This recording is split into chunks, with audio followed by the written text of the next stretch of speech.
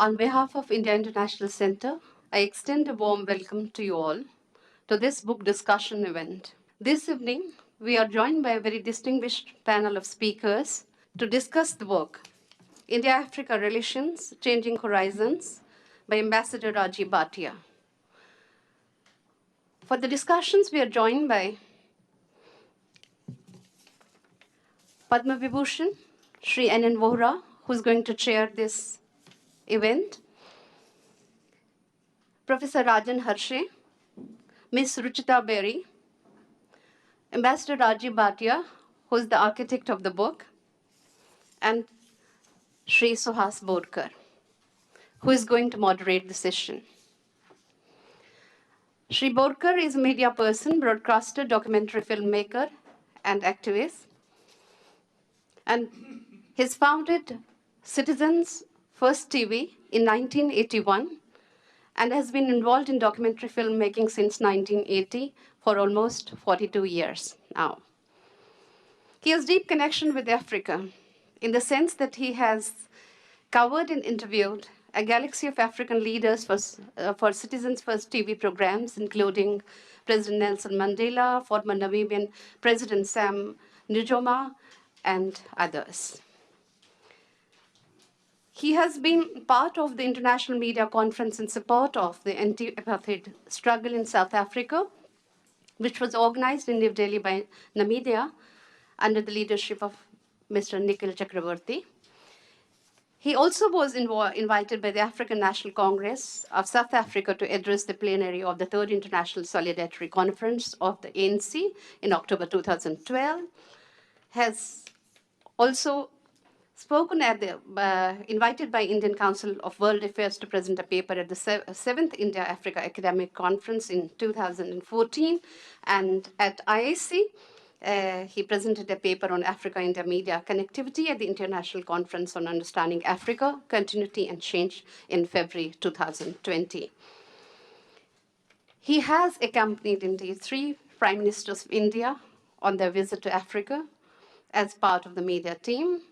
He has accompanied Prime Minister Shri I.K. Gujral in 97, Shri Atal Bihari Vajpayee in 98, and Dr. Manmohan Singh in 2006.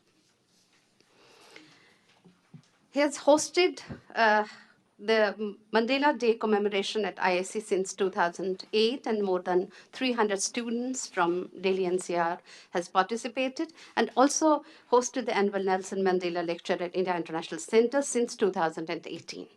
With this background, I request the moderator of the session, Mr. Suhas Borker, to take the discussion forward. Thank you, Dr. Munshi.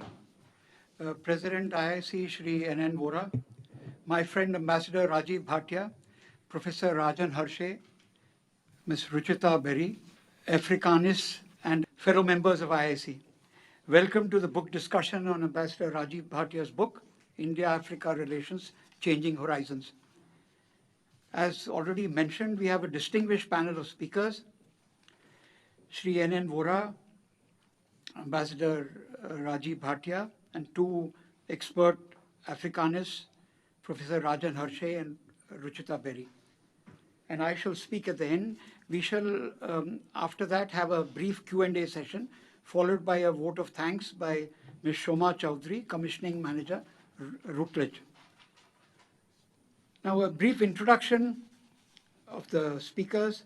Apart from holding the topmost positions in the Indian civil service, Shri N. Vohra has had an abiding interest in Africa over the years. In February 1996, a major international conference on Africa was organized by IIC, Understanding Contemporary Africa, India, and South-South Cooperation. The conference was organized under the leadership of Shri Vohra, who was then Director IIC, and the conference was inaugurated by Julius Nyerere and was attended by top Africanists of the time. The proceedings of this conference were later published in a thick volume of 762 pages, co-edited by Shri Vohra and Professor K. Matthews in 1997. This conference and the book that followed undoubtedly made a seminal contribution to understanding Africa here in India. In 1999, Shri Vohra was a member of the Commonwealth Observer Group for South Africa's national and provincial elections held on 2nd June 1999. In fact, I have seen a photograph of which I was mentioning to you over tea, where you as observer checked the security lock on a container in which election material was stored in southern KwaZulu-Natal. It was again with your support that the Nelson Mandela Annual Lecture was instituted at IIC during Madiba's centenary year in 2018. You have personally chaired 2 of the 4 Mandela lectures delivered so far, one by Professor Rajen Harshe in 2019 and the other by Shri Gopal Krishna Gandhi in 2020. Our author, Ambassador Rajiv Bhatia, is a diplomat scholar, or should one put it the other way around, a scholar diplomat.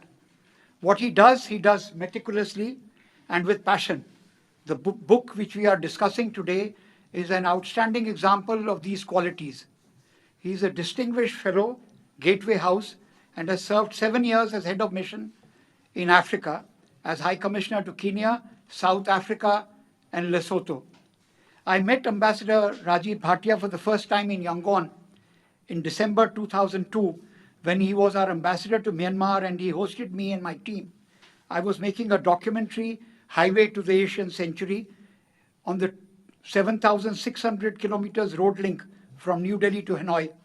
And Ambassador Bhatia got me an on-camera interview with the then Myanmar's foreign minister, late U Win Ong, who was then who was imprisoned and then died in prison.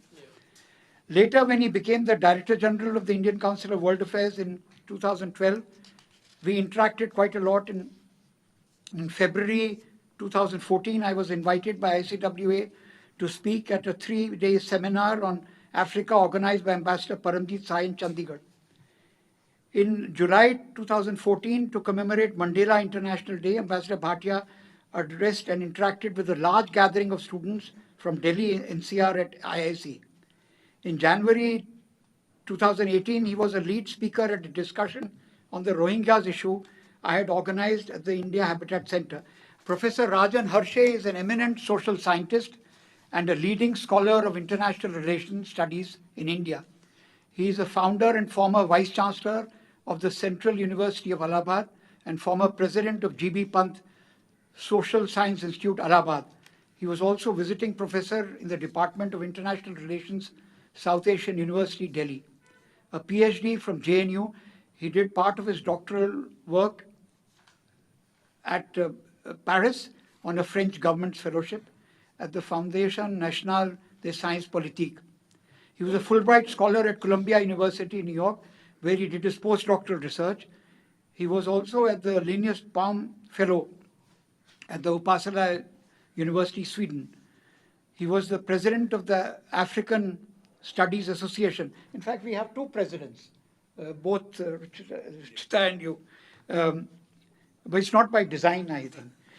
President of the Indian Congress of Asian and Pacific Studies and editor of the Editor-in-Chief of Africa Review. Among his well-known books are Pervasive Entente, France and Ivory Coast and African Affairs, 1984, 20th Century Imperialism, Shifting Contours and Changing Conceptions, 1997, and the latest Africa in World Affairs, Politics of Imperialism, the Cold War and Globalization, also published by Routledge. Now, this is another thing which is happening. All the speakers here, somehow I have links with Routledge. So this is now 2019. Is this a matter for some inquiry? No, I'm just pulling. Ms. Ruchita Beri is a senior research associate and coordinator, Africa, Latin America, Caribbean and United Nations Center at the Manohar Parrikar Institute for Defense Studies and Analysis. She researches on political economy and security of sub-Saharan Africa, India, Africa relations and emerging powers in Africa and the Indian Ocean region. She is currently the president of the African Studies Association of India, a member of Africa Committee of the Confederation of Indian Industry, and serves on the executive board of the Forum for Indian Development Cooperation. She's also a member of the Federation of Indian Chambers of Commerce Task Force on Blue Economy. Ms. Beri regularly lectures at several institutions in India, mostly on defense issues, I think, such as the National Defense College, Foreign Services Institute, Army War College, and the Defense Services Staff College. She's editor of Africa Trends, a quarterly magazine published by IDSA, as a member of the editorial committee of the journal Africa Review. She has edited several books, including India and Africa, Common Security Challenges for Next Decade, Food Governance in India, Rights Security Challenges in Global Spheres. And this is, again, going to be published by Routledge next month. She has an MPhil in African Studies from JNU and is an advanced study on conflict studies from the Department of Peace and Conflict Research, Upasla University. That comes up again. Now I shall request Shri Vohra to address us. Shri Vohra. Good afternoon, everybody. I must say right in the beginning that I am here this afternoon essentially because Ambassador Bhatia had met me some days back and presented me with a copy of his book. So I have no great claims to speak about the book as of this afternoon because I have read parts of it, and I would venture to say that it's a extremely well researched, extremely well conceived, and extremely well written, a book which covers issues relating to not only India, Africa, but issues relating to 54 countries within the Africa continent. A continent which is the second largest and the most populous in the world, which has thousands of languages like India, dialects, which has culture rooted in the tribal communities, and which has a glorious history, which has been systematically run down by colonial masters from various parts of Europe.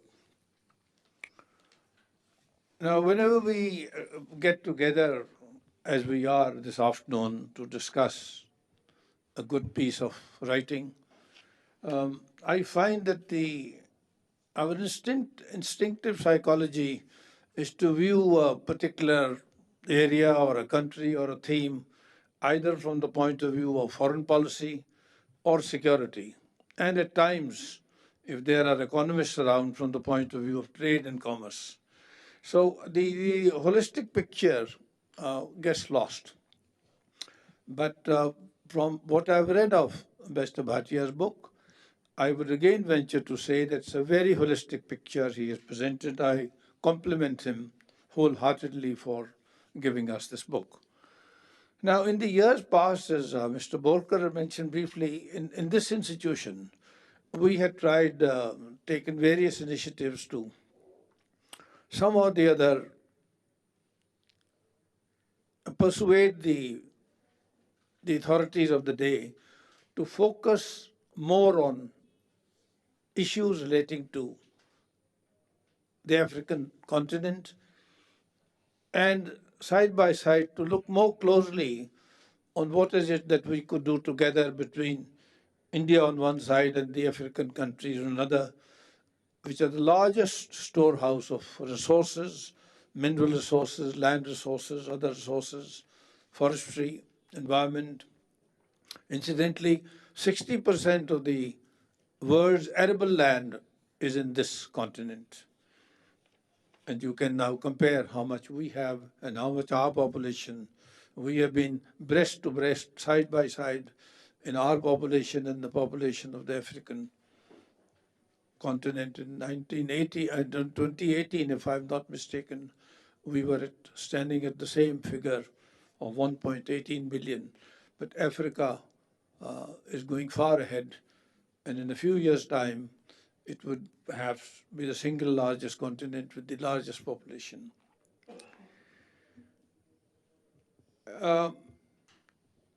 In this institution, we had another adjunct, which is now no longer adjunct, it has assumed a personality of its own, originally the Asia project, but the International Research Division. And I would like to mention that IRD, the International Research Division, Rajiv has done a number of programs in the last 20 years when Dr. Kapila was heading it, again focusing on the cultural aspects, on the language aspects, music, art, culture, dance, drama, and those aspects of our interrelations which go far beyond the realm of orderly foreign relations and so on.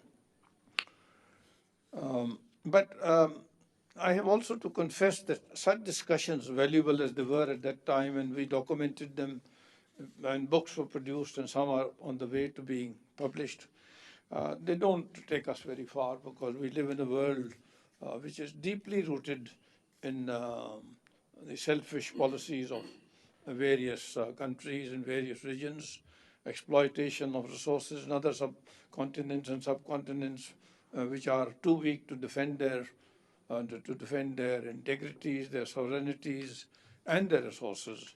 So it's a question of continuous exploitation at the cost of the local population, the natives.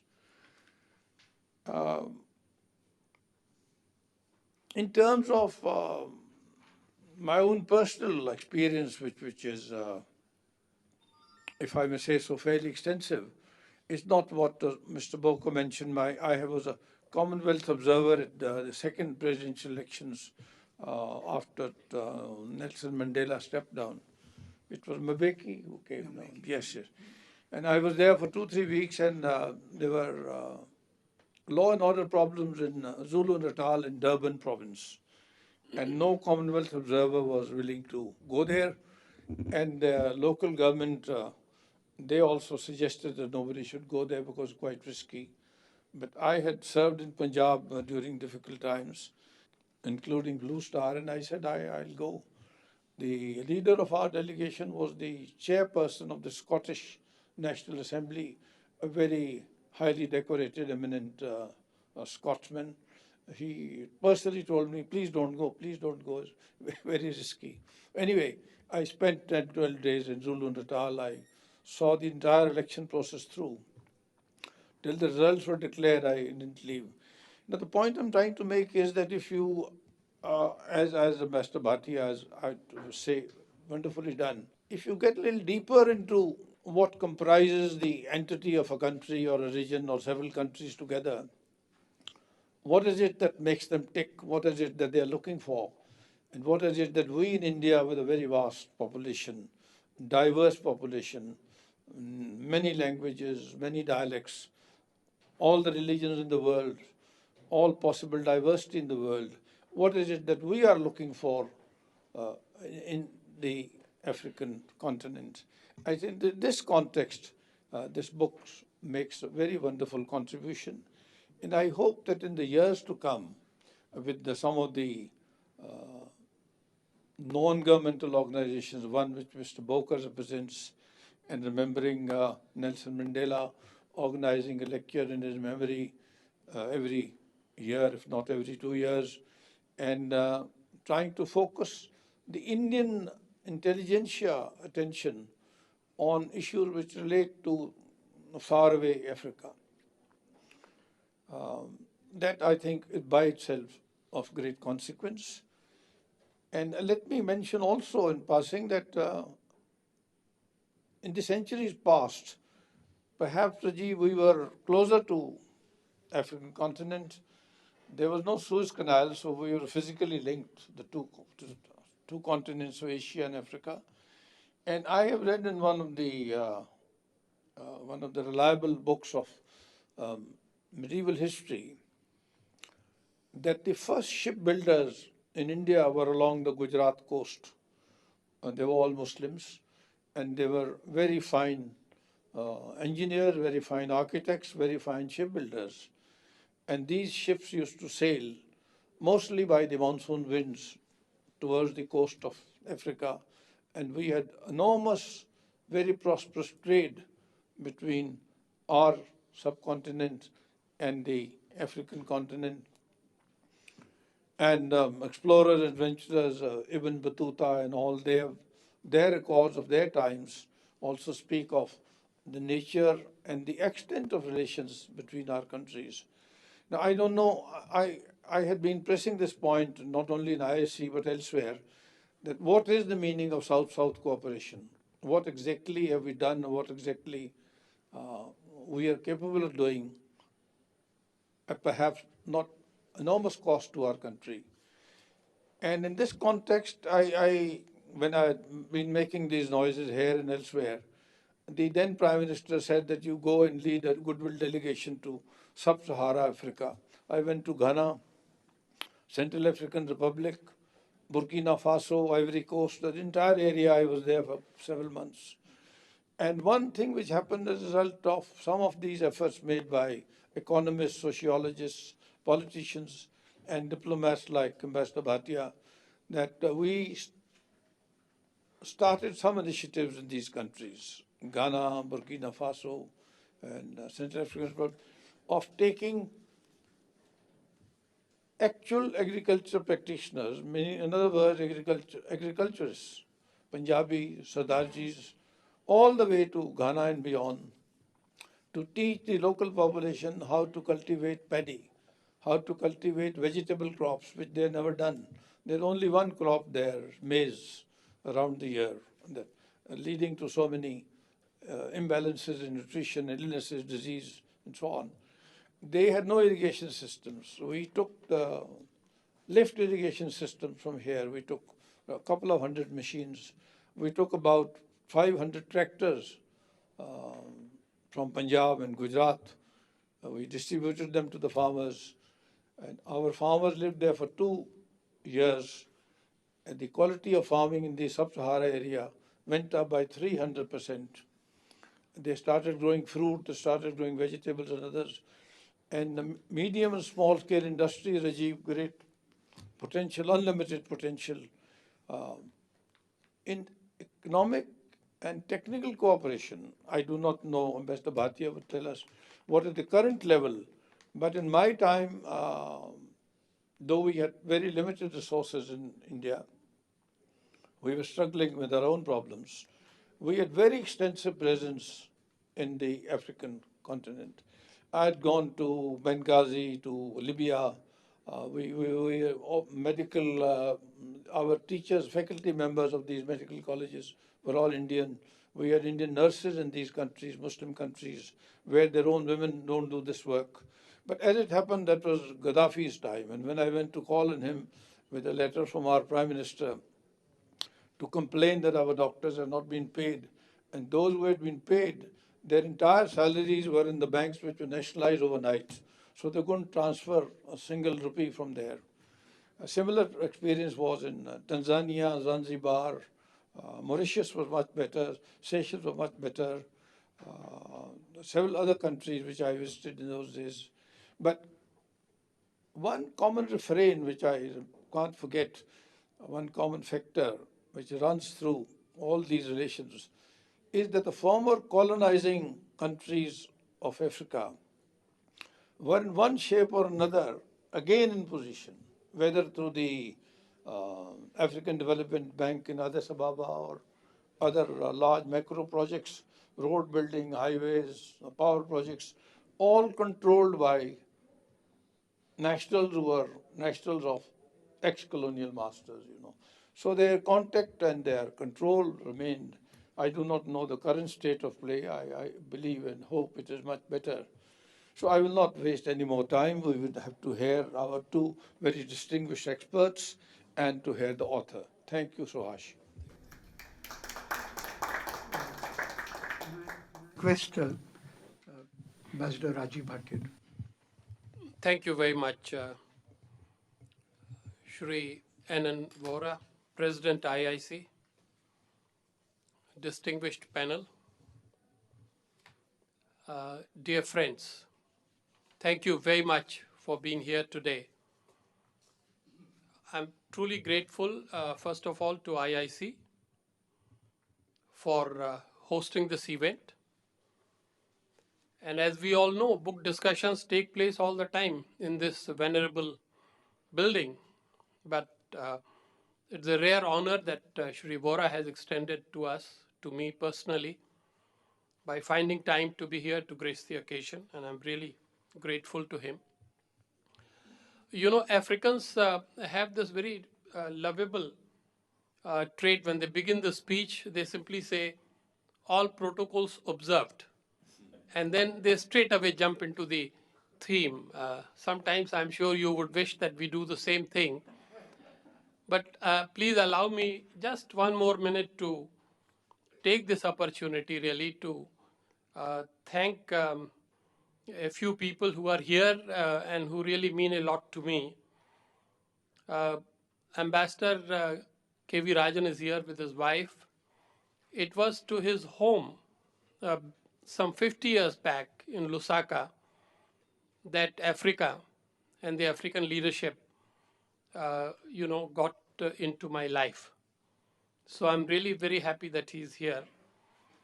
There was a comment about Rutledge, but I want to say very frankly that the presence of Shoma Chaudhary and her team today means a lot, because Rutledge truly has done a wonderful job in terms of giving encouragement and support to new authors consistently. And my mind goes back to 5 years back when in this very hall, my first book on Myanmar had been launched. And dear friends, I'm really very happy that my wife Kumkum is here, right at the end of the table.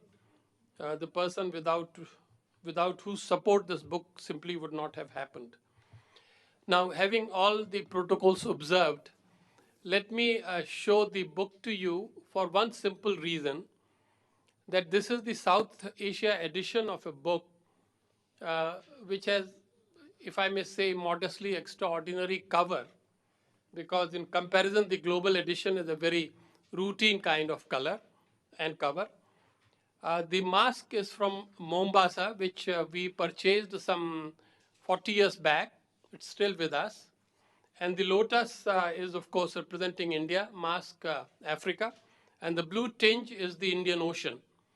So the point that is being conveyed is that India and Africa are neighbors across the ocean, and that is the spirit in which we try to look at the India-Africa relationship.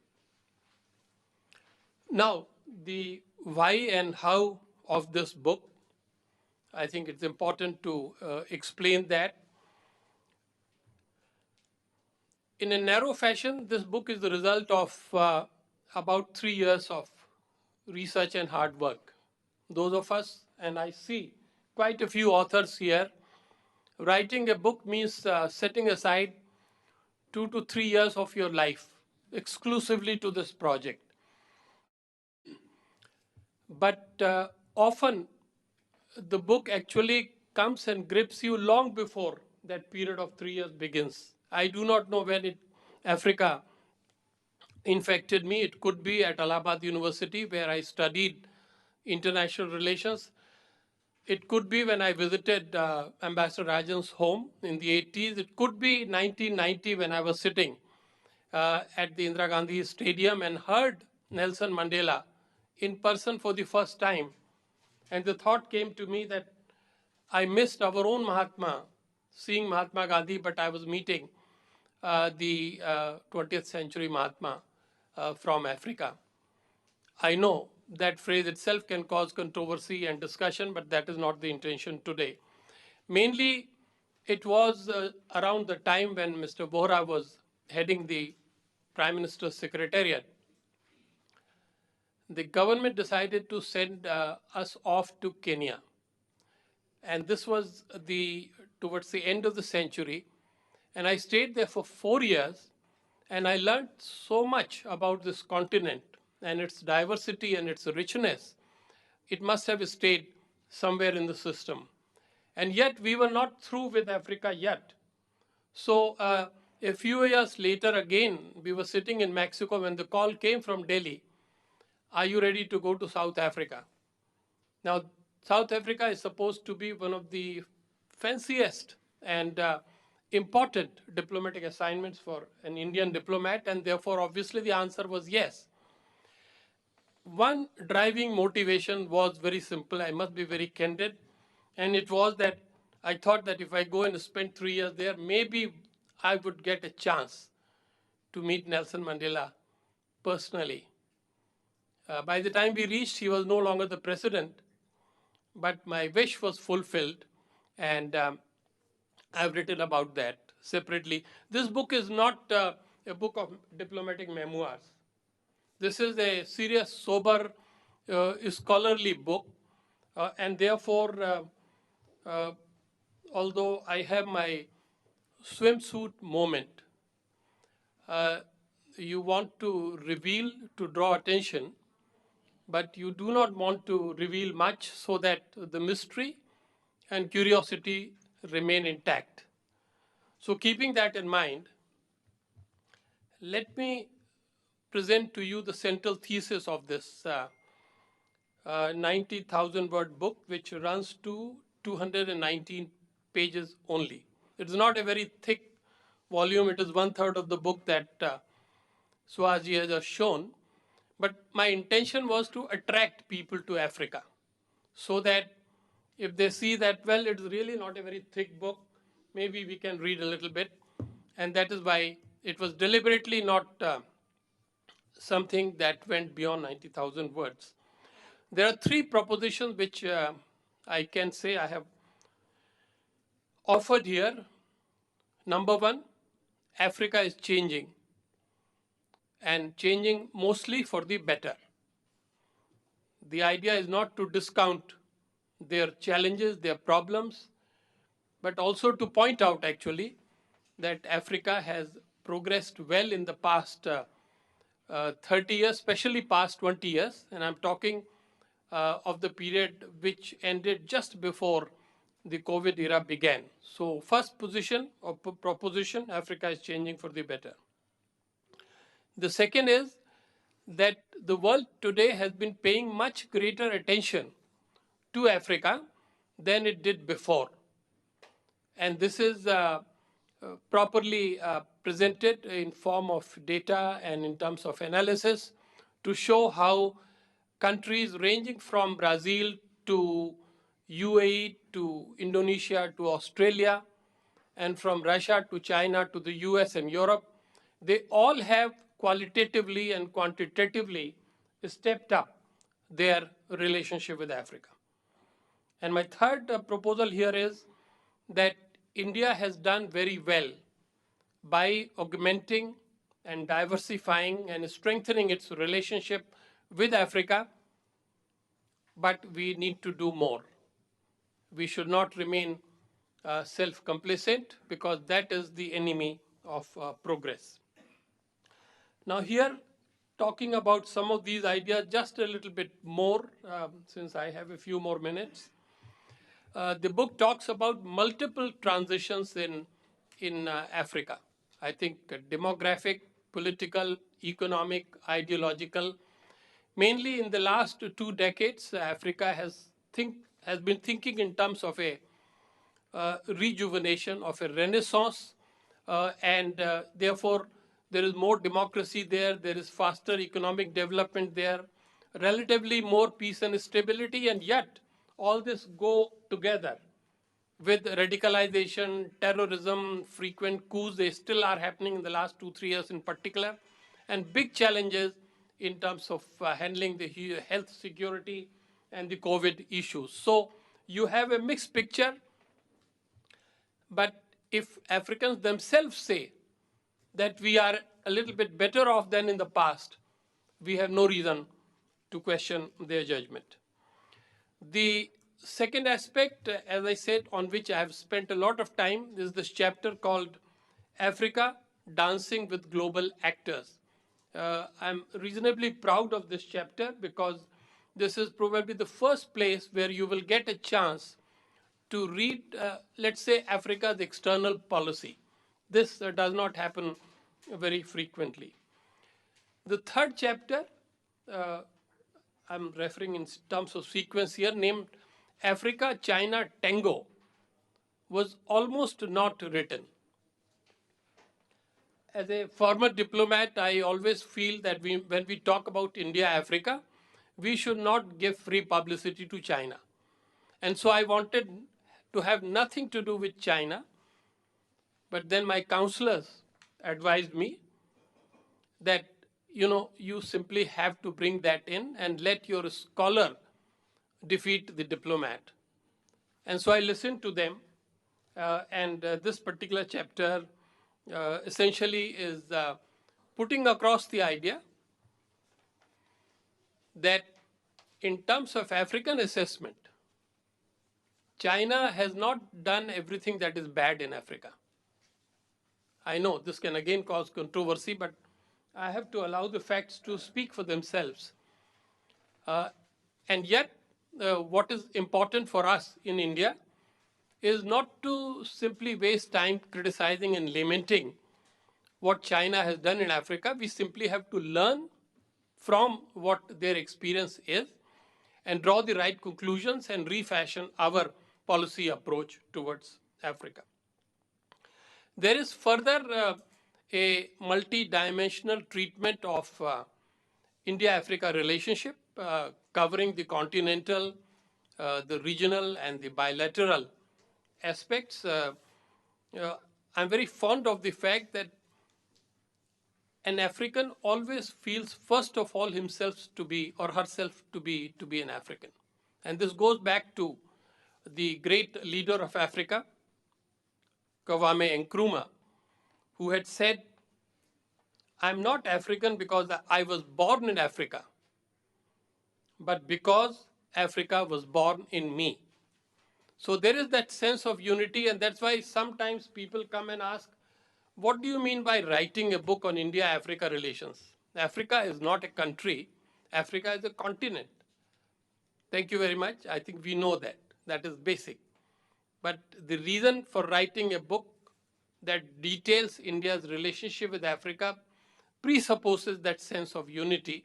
And yet we are fully aware of the diversity, and that is why I could cover only, and that too very briefly, India's bilateral relationships with only 15 countries. It was simply not possible to write a long Ramayana covering all 54 countries. I think it is humanly impossible. Dear friends, the book does not only look at the past or the present, it looks at the future. It offers a futuristic perspective of what India should be doing, and it is inspired by a man with whom we dealt quite closely in Pretoria, Thabo Mbeki, then President of South Africa. Vohra made a reference to him. Thabo Mbeki once said, yesterday is a foreign country. Tomorrow belongs to us. So looking at the future, the last chapter offers a detailed policy prescription, not just for the government, but for the people of India. Because I strongly believe that this relationship would get better if there is sufficient political will. And by this, I do not mean the will of the Prime Minister alone. I mean the will of the entire Indian polity. And for that will to assert itself, the basic thing is for us to expend our knowledge and deepen our natural love and solidarity with the people of Africa. Thank you very much. Rajen Harshe.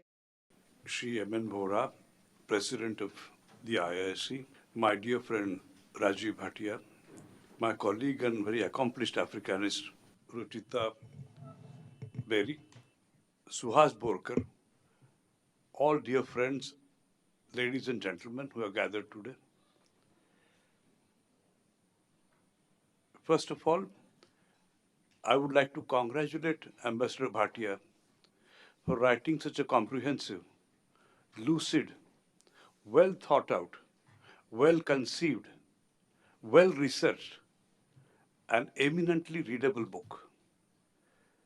It's very difficult to write a solo book. There is paucity of solo books on Africa.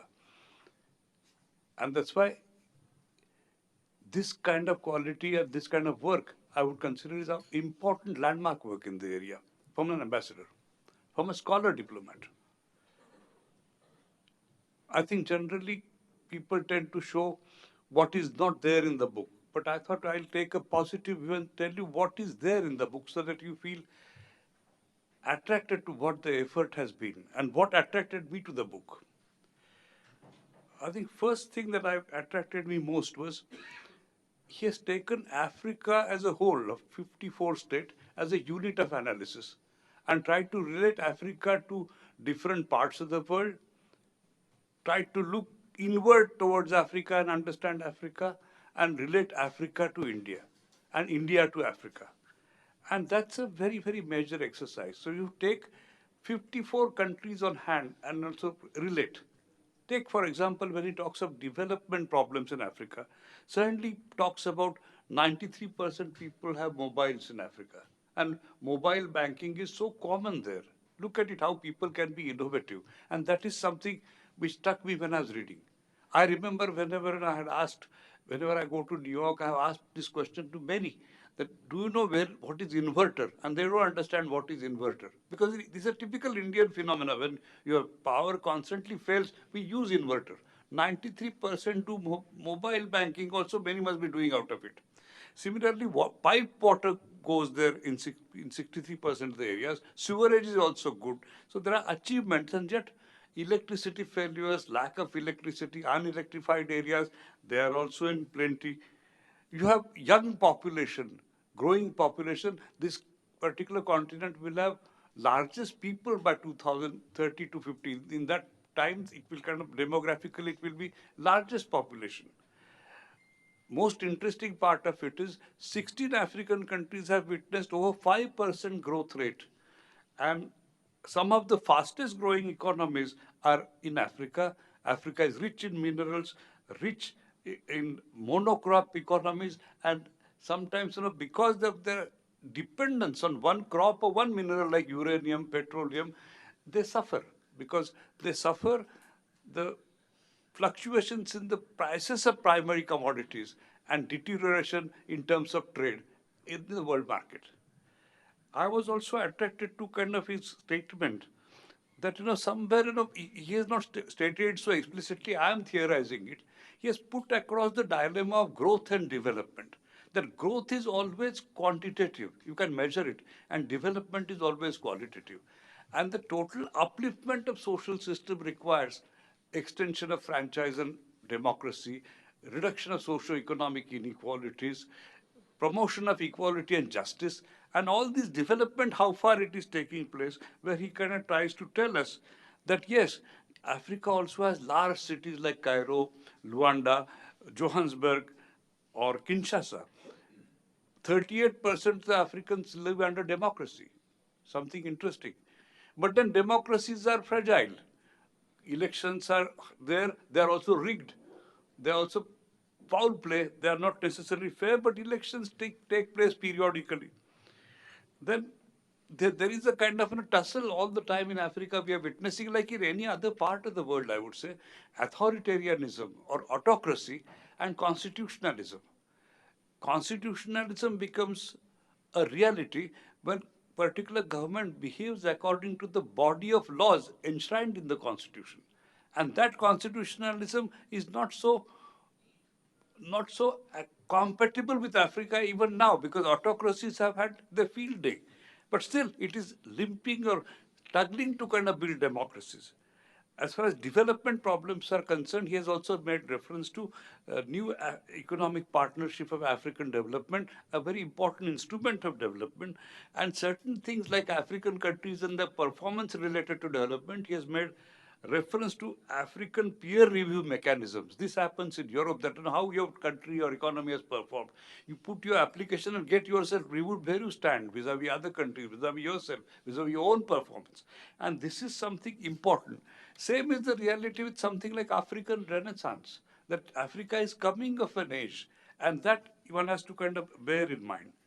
When you talk about, it certainly then kind of goes on to talking about what happened in the last century or before. And he talks about Gandhi and Nehru, how they shaped India's understanding and India's relationship with Africa. Gandhi's role is well known. I need not talk about it more. one thing which struck me was he has been very candid and in stating that in Ghana and Mali recently, Malawi, statue of Gandhiji was brought down. So there is something like Gandhi perhaps was, according to Africans today, man of his times.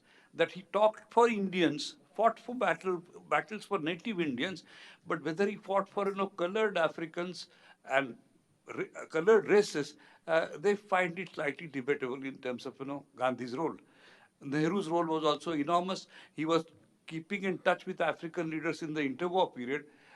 He has made the list, but I would say Abu Bakr Tafawa Balewa in Nkrumah was personally known to Nehru very well. And when decolonization occurred actually in 1960, 16 countries, African countries were set free, and India had important role to play in that decolonization resolution.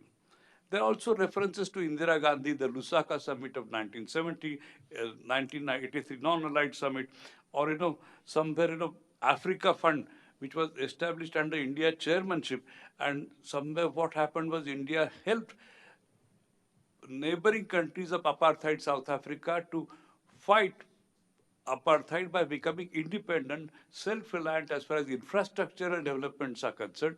And that fund was being channeled through India, and India played a very major role in supporting neighboring frontline African states like Tanzania, Zimbabwe, etc.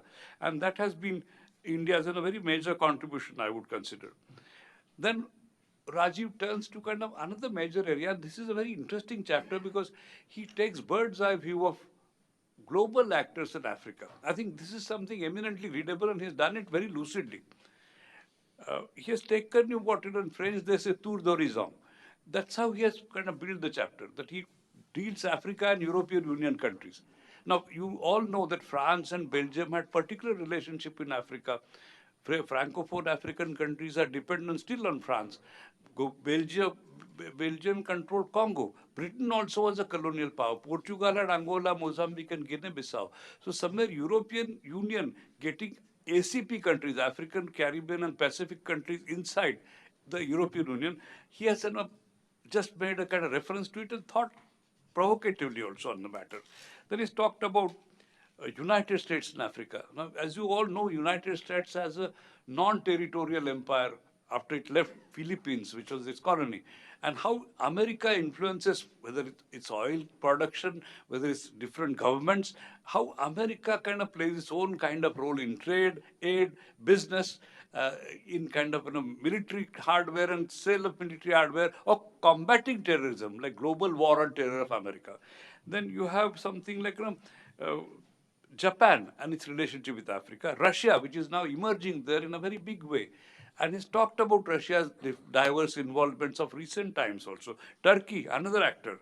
Then United Arab Emirates. So look at it, strategically significant areas like South Africa, Horn of Africa, area near Suez Canal, West Africa, they're all covered in this. Indonesia, Australia. And Australia kind of participated in peacekeeping operations of United Nations. India has also participated. In the boardroom, Honorable Chairman was talking about it. How many ways India has done for work for United Nations and tried to bring about peace, and our blue help forces have earned repute for that. Then comes China, a very controversial area, and today Rajiv was extremely candid about what he felt. I would consider two things in this. Actually, China's presence is massive, and its presence overrides all other powers today. That is the level at which China functions. The trade, aid, the different Chinese companies which are operating, number of Chinese people who have settled in Africa, public and private sector of China, governmental agencies of China, Export-Import Bank of China, Chinese Development Bank. You see any actor and you can see Chinese presence. China is all around and everywhere in Africa. There is only one issue I have, and not issue as such. He has kind of made that the Mao Zedong's policy was ideological. I would just get back to it at the end of the kind of comments which I make on the book. I would further pursue one more point that interesting part I thought was one can see that China has interest in oil in a major kind of energy-related areas, because China also is an energy-hungry economy, and it has built up very interesting ties with Algeria, Angola, Zambia, Zimbabwe, Sudan, South Sudan. And interestingly, Angola during past 2 decades at least has kind of it has been indebted to China, some 42.5 billion worth debt Angola has, and even today it has $20 billion worth debt. So this over indebtedness to China can cause problems for African countries. Although I can quite see that he has, because they also waive loans. Chinese have that habit; they cancel the debt. But still, this has to be noted. As far as India and China both are concerned, somewhere they have helped African countries in COVID-19 time, and this has to be noted. They have done some kind of work in that area. As far as India's role in 21st century Africa is concerned, Rajiv has brought out again number of interesting details. Focus Africa program began during this time and it is doing very well. We are advancing credit loan. There is also pan-African networks of different kinds which are flourishing. We are also engaging and also thinking. They are building African continental free trade area, and we are also trying to relate ourselves to it. There is also India-Africa Forum Summit, and 3 meetings have already occurred. First in Delhi in 2008, then Addis Ababa 2011, again in Delhi in 2015. And this is a very important area of partnerships. One interesting thing was when he's talking about pan-African networks, Rajiv has never forgotten to relate Africa to different regional organizations like South African Development Community, West African Economic Community, or Economic Community of East Africa. All these areas have in mind, and regionalism in Africa and continental organization like AU, they're both in his mind when he's simultaneously analyzing things. One interesting thing that kind of came through is, how India's presence is growing in terms of trade, aid, and embassies are growing. During Modi regime, so many more embassies have come, and I'm sure Ruchira will have exact details about that. Now, more number of embassies India has established. India also made its position clear in Uganda assembly when Prime Minister Modi spoke 10 principles that how it will be.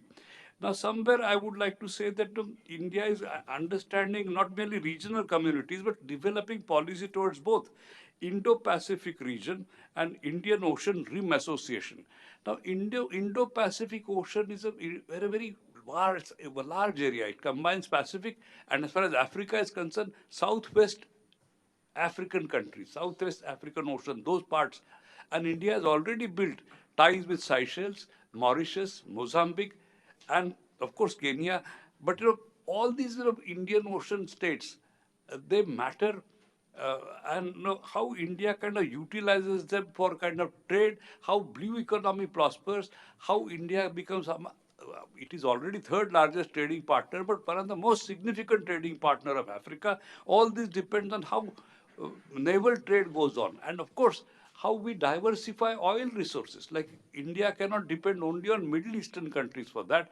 India has already cultivated Sudan, South Sudan, Angola, Nigeria, Equatorial. So oil-rich countries in Africa are also being cultivated by India. There is one more interesting chapter which I thought, which I would like to draw your attention to, and that is he's done it handbook-like. It's a guide for ambassadors actually. 15 countries of Africa has picked up, like Angola, Egypt, Kenya, Mozambique, Rwanda, 15 countries, and given Senegal, South Africa, given details of their relationship with India, but details of developments there. So you get the idea why they are, it's very difficult to pick up 15 countries out of 54. And there will be always something subjective entering in the criteria. And however you define your criteria, somebody will say this was left. But still, this is a magnificent job. One can always nitpick, try to find something missing. But it's a very interesting job because it will guide to tomorrow's ambassadors, and that's how it has been written with some kind of vision. And he's guided the next set of ambassadors to Africa. Same is the area where he's talked about Indian diaspora in Africa and Africans in India. Lots of issues are there in this area. He has a mastery over it. Ruchita knows this area much more. I would only like to say one thing, that somewhere when kind of Indians have to change themselves considerably, because suppose there is something like racist discrimination against Indians in Australia, in India we get very worked up about it. But when Africans are discriminated against in India, in Delhi or anywhere, nobody is bothered. People think it's all normal. And that attitude one has to change. And how will it change? One has to think about it. Now, at the end, I would like to make some points which are, I wouldn't say critical. I mean, that's unfair. And I have worked in my life to build institutions, make things work.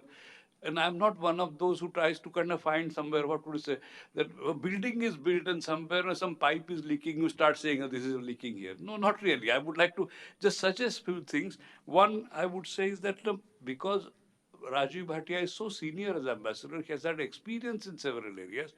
So I would say that he could have taken a more critical view of many things, because sometimes there is red tape, bureaucratic red tape, things don't happen on time, and bureaucracy is everywhere, whether in Africa or in India.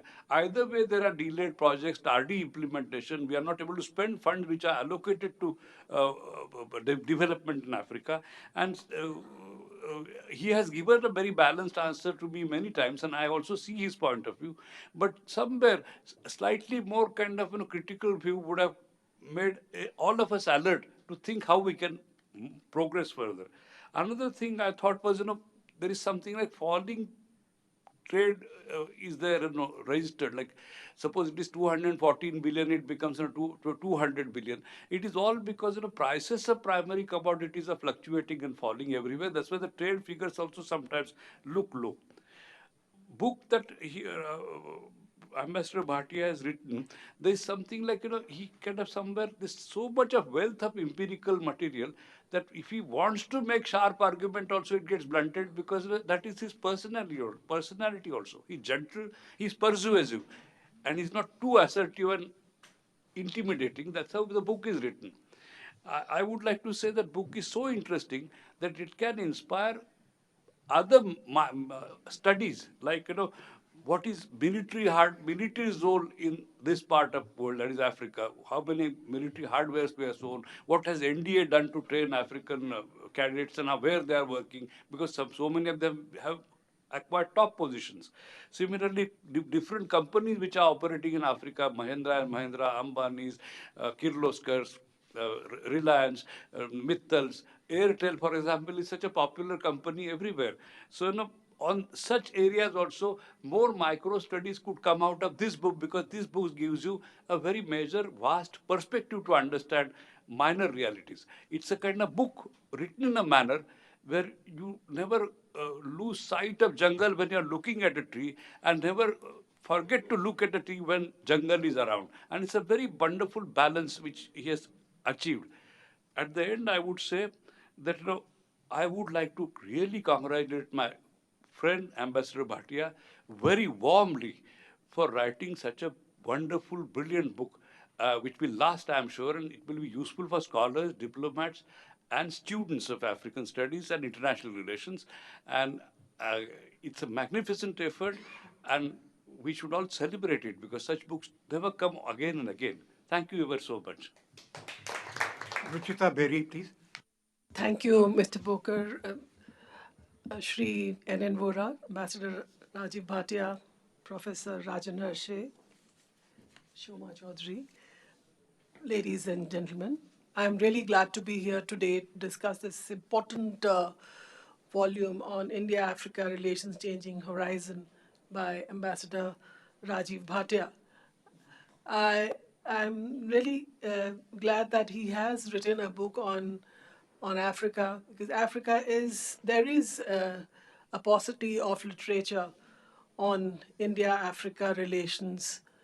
There are a variety of scholars have written on issues related to India's struggle against colonialism, apartheid, and other instances of political oppression in past. There's also very rich literature on Indian diaspora in Africa. And in the last decade or so, you could see that there is a modest surge in writings on contemporary interactions of India with Africa. But still, there is a gap on this very crucial area of India-Africa relations in the contemporary sense. And here I would compliment Ambassador Bhatia for coming up with a book at this timely moment, because for a very long time, I would say that India's policy towards Africa was something which had much to be desired, I would say, because India's Africa was slightly marginal in India's larger foreign policy ambit, neighborhood, and the major powers were, uh, which was a focus for our policymakers.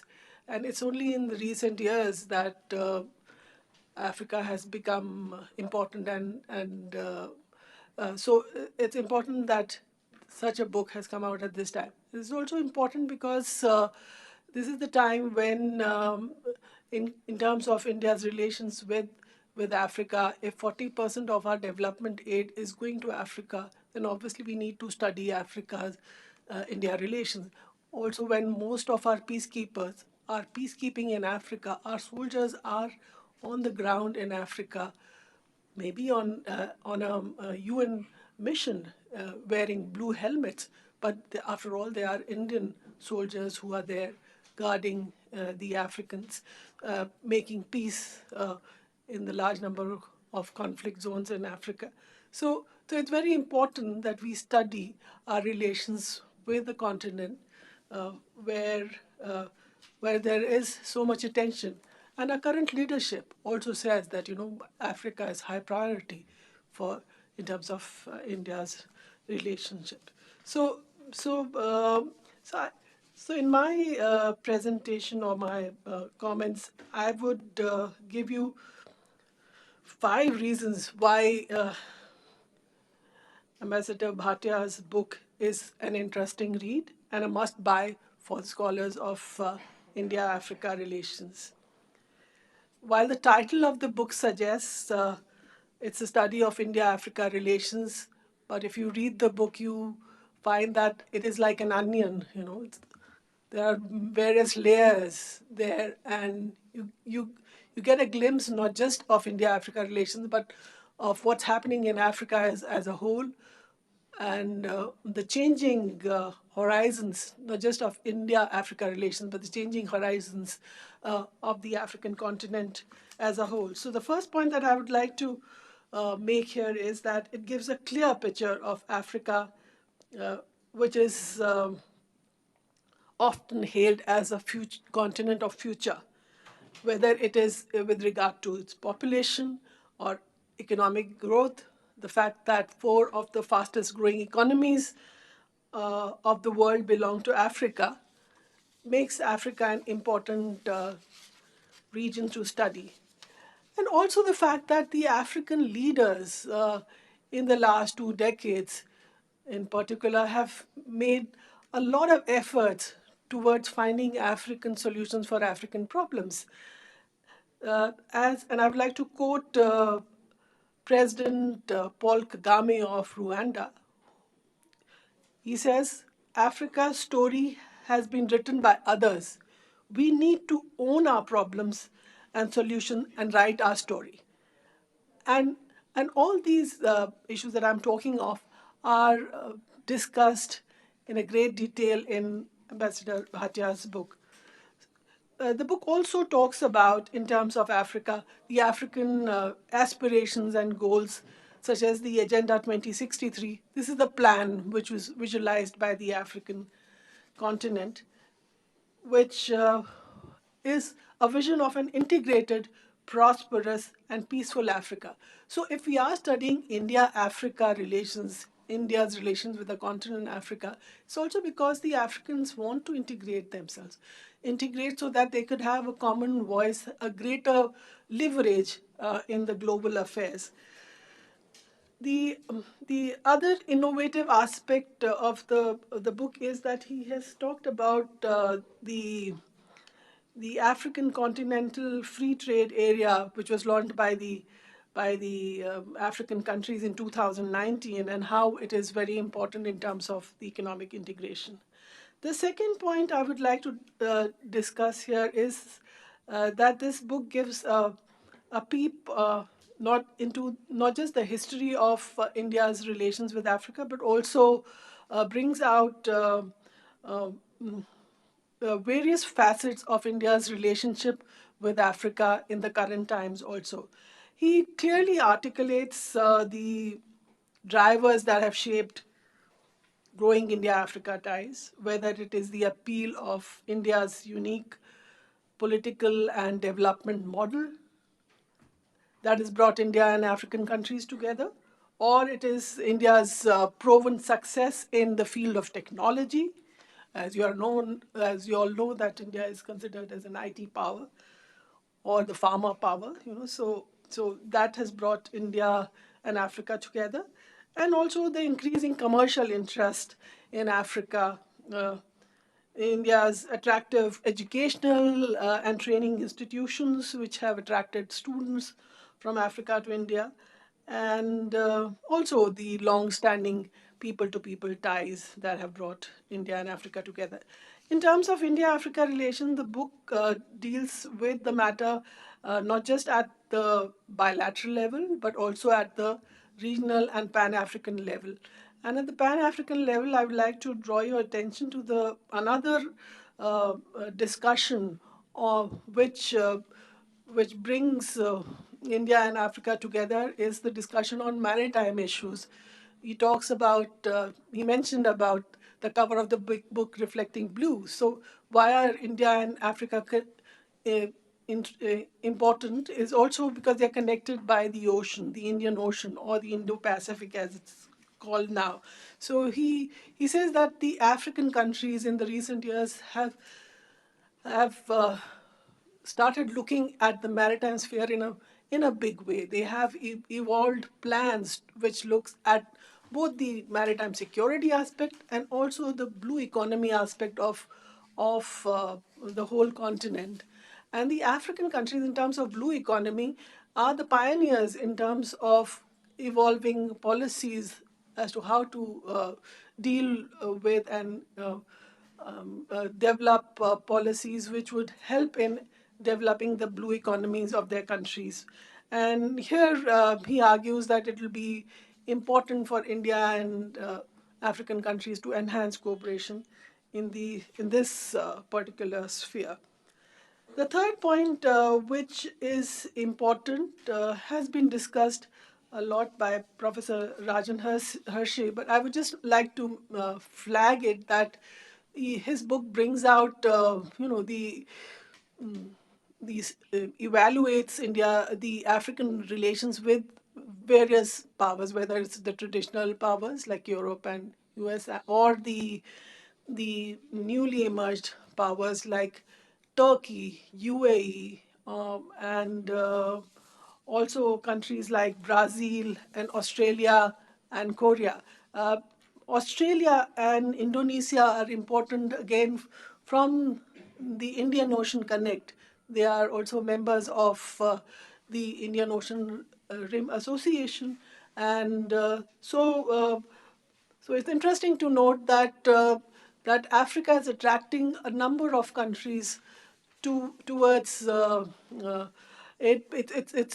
it's not just the countries who have been there with whom the African countries have had developed a love-hate relationship, the former colonial powers, but also the new countries from Asia, which are now increasing their footprints in Africa. The fourth important aspect is that of the discussion on Indian diaspora and the African diaspora in India. And here I would like to mention that his discussion on African diaspora in India is very important because he brings out with the fact that while we've had African students coming to India for a very long time, but the recent incidents in the last decade or so of harassment or abuse against, or some attacks against the African students in India is a cause of concern and alarm. And this needs not just policy in terms of G2G level.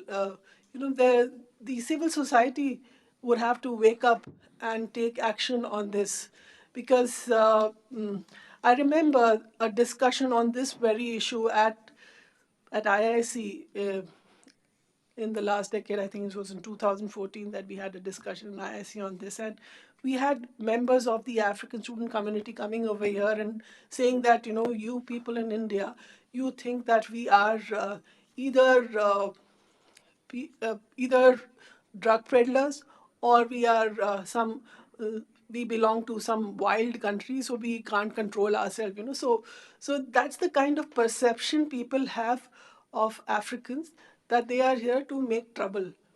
They're not here to study. Study is different, but most of the time you are here to make trouble, or party. So the perception about in them needs to change, and also there should be some more education at the civil society level about India's relations with the African countries. That is something which needs to be done. The fifth point which I would like to make here is that the book is a boon for policymakers, because the last chapter provides a roadmap to future relations. And one of the important points which he makes is that there's a need for institutional reforms within the MEA.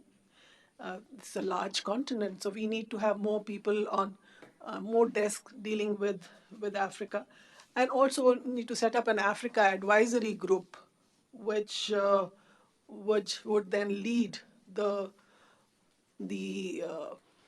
guide the government on these issues. So I think I would like to end my discussion here, and I would leave you with a quote made by Nelson Mandela about relations between India and Africa. And he said that we are certain that bonds of friendship and solidarity forged over the years will continue to grow, and may the golden thread woven in the common struggles against injustice and oppression never be broken.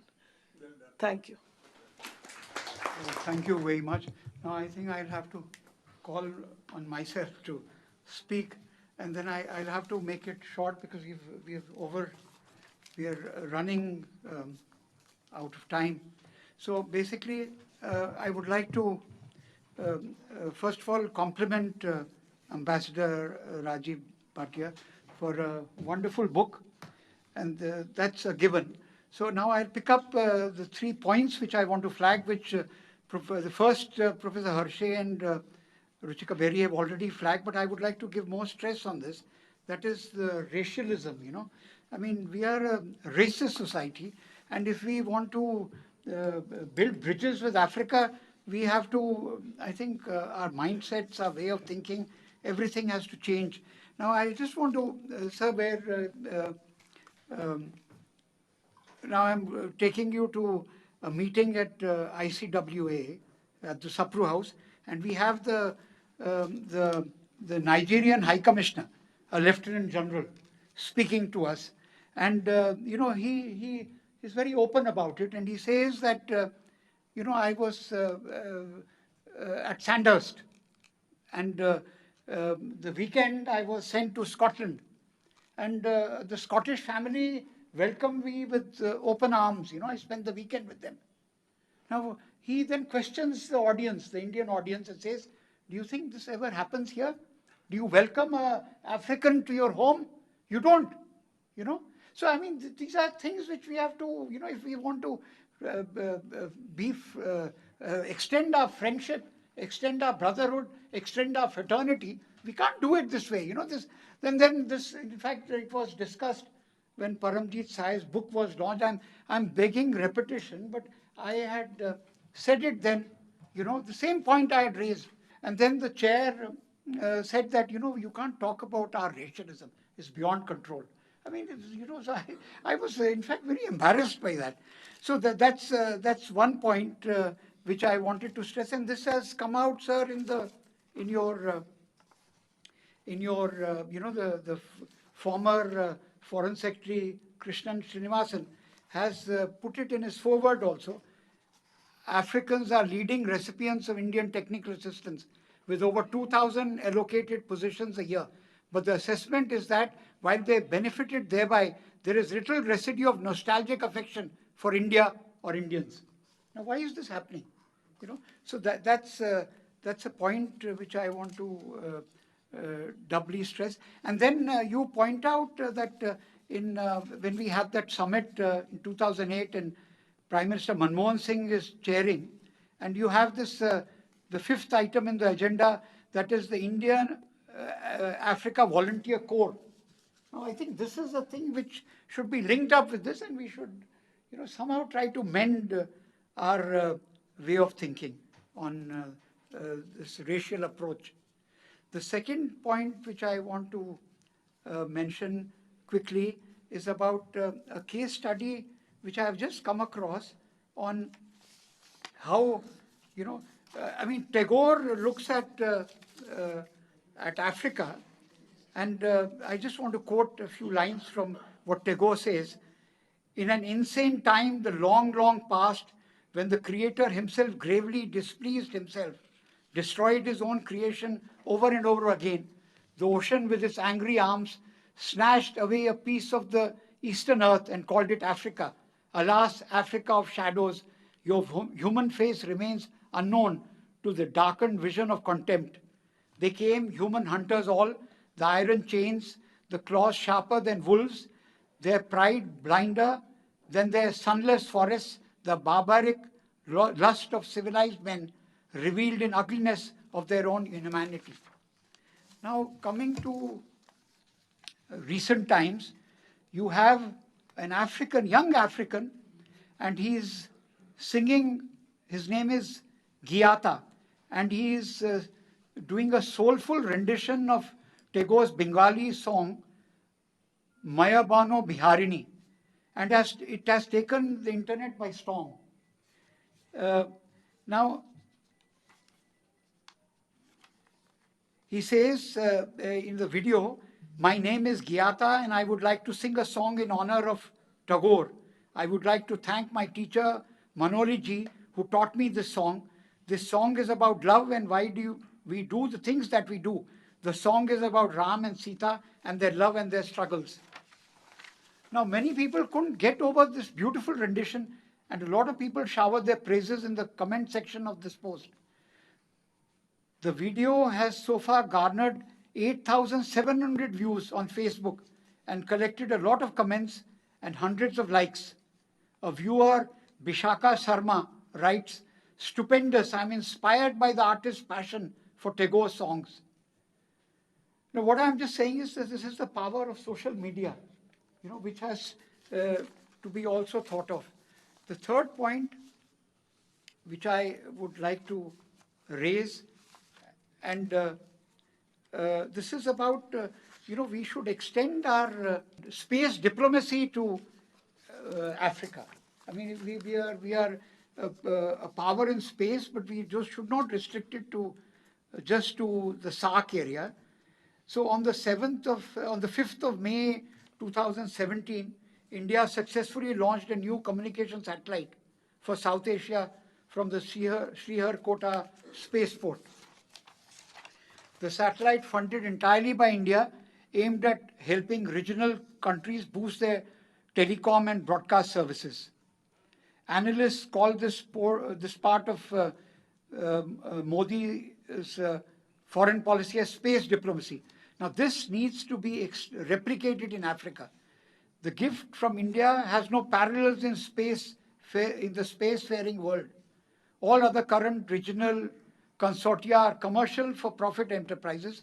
The cost of the South Asian satellite is estimated to be about US 37 million, and the total cost, including operational costs and insurance, comes to dollars 71 million.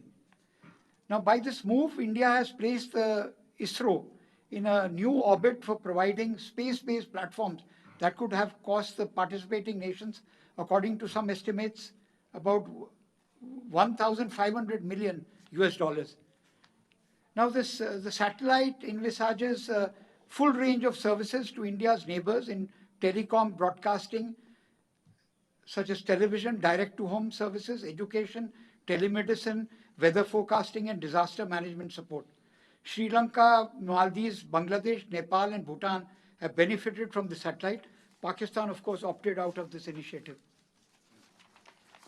Now, what I'm suggesting is that if India can replicate the South Asian experience of space diplomacy to Africa, I mean, in the case of Africa, we wouldn't need just one satellite. We would need 2 or 3 to cover the whole of Africa. A roadmap with tangible milestones and timelines is required for this, and India shall have the first mover advantage in making the space bridge with dedicated India-Africa satellites, which shall undoubtedly transform India-Africa media connectivity and provide linkages encompassing the whole canvas of socio-economic and cultural exchanges and bring Africa and India together in a way never imagined before. Now, those are the 3 points, and I think it's been a very interesting discussion, and thank you all for being such a patient audience. If there are some questions, we would like you just to come here and, if you don't mind.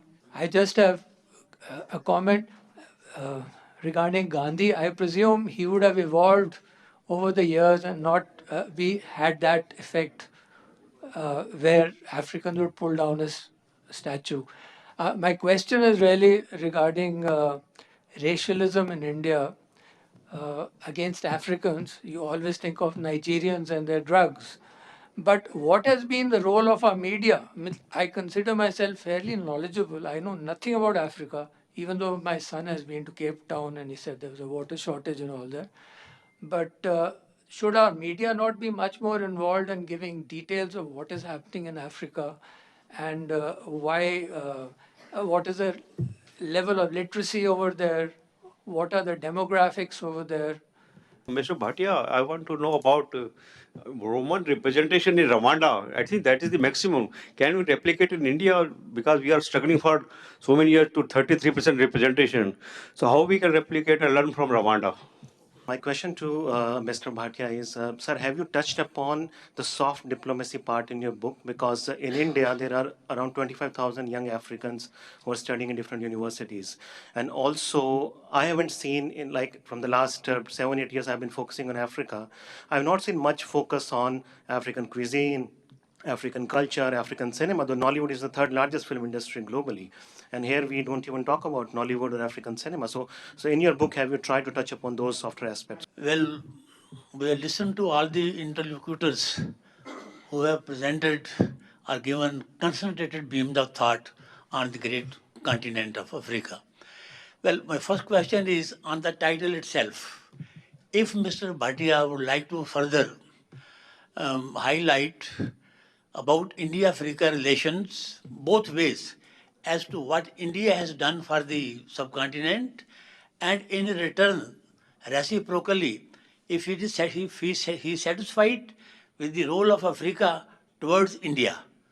Secondly, have you written something about the sub-Saharan Africa, what it was in 1980 and what it became in 1990?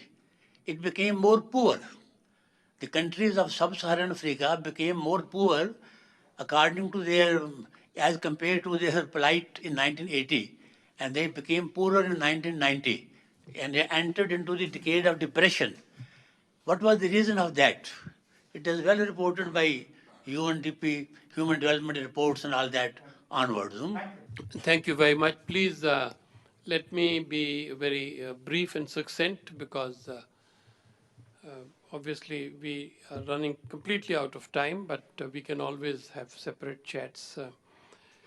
On first question, the role of media in the context of expression of racial impulses in India, I hold a positive view of our media. I think but for our media, the people of this country would not even know how we look in the mirror. So whenever there have been incidents, and luckily for the last 4 or 5 years, there have been virtually no incidents. When they happen, parts of media, they really play it up, which generates pressure on the authorities and they are compelled to do something or the other. But that is a palliative thing. I think we need a longer term solution to this, and we need to look into our own hearts for that. The question on Rwanda, we should learn from Africa wherever we can. The question of soft diplomacy, cinema, cuisine, tourism, I've devoted an exclusive chapter to this subject. I think this is very important to my calculation. And indeed, this is what comes under the people to people relationship, and that pillar is still weaker. It needs to be strengthened. And I've made some very specific recommendations on how this could be done. I'm very grateful to Ruchita to say that policymakers may find it somewhat useful. Last question. I think, this was always a dilemma. When Indian dignitaries go to Africa, they begin their speeches by saying, we helped you to achieve independence.